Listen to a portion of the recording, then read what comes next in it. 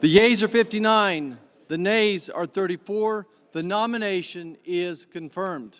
President.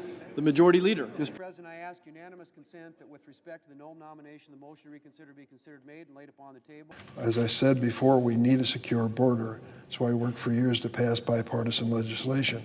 But we also need to protect millions of non-citizens whom Americans rely on each and every day. Immigrants make up 40% of our agriculture workers and 40% of our home health aides. They are an outsized percentage of child care workforce and the farm workforce in America. If they are gone, the cost of daycare for families is going to go up because there'll be fewer workers. Immigrants have been a key part of the American success story.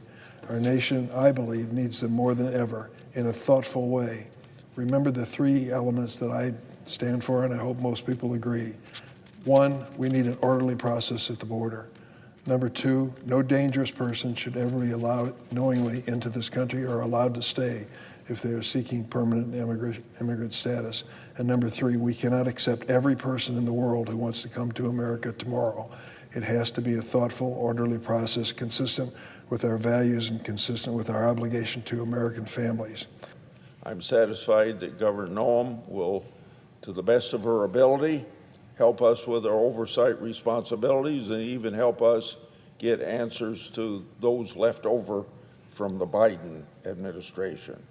I think Governor Noem is very well qualified to be Secretary of Homeland Security.